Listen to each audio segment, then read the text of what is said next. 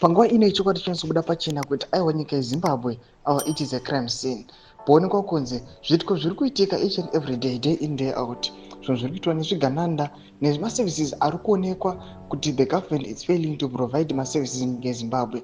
Zvinozoratidza kuti hapana kwatiri kuenda, we are just being scammed. Dzanapinda mashoko ari kuda nyogwa panapa anoti wasubscriber, walika, wotura on the bell icon. Tipinda panapa tinouya takapinda BBC zvamuri kuona vanoposta mapictures ambulance amuri kuona ayo vobuda nyoda vachiti Zimbabwe is a crime scene.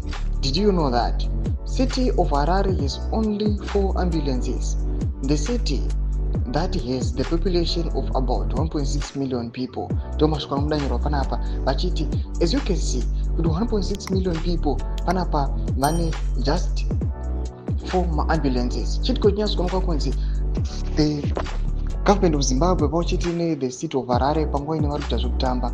Yesterday takaona vana wePinochivayo vachirolla out latest vehicles vachitopa the family aiwa yekwaDuterere pauchiti nemari aiwa yakati kuti 200,000 US aiwa flat ichinopiwa the family vachinzi aiwa we are just trying to unite you kuti aiwa mudzokerane munoziva scandal yamambo Duterere makainzwa, everyone knows it. But panguva ine tiona kuti vakomana ava vanonyatsozivikanwa kuti they are affiliated vakomana with the ruling party ZANU-PF, and the ruling party ZANU-PF ndo iri mupower ndo iri kutonga.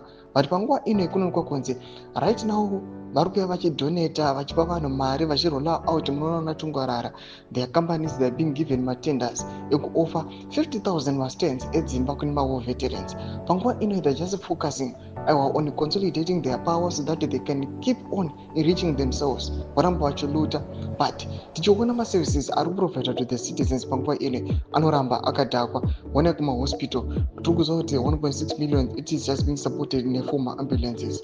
Mashoko ari kuda panapa nyika zvinzi aiwa munyika yeZimbabwe we are just seeing criminals vachiregererwa vachiita zvavanoda nenyika. Tudze mafunguro enyu muri kudii pamusoro pechiitiko ichi. Pinda comment section medu tudze mafunguro enyu, subscribe, like,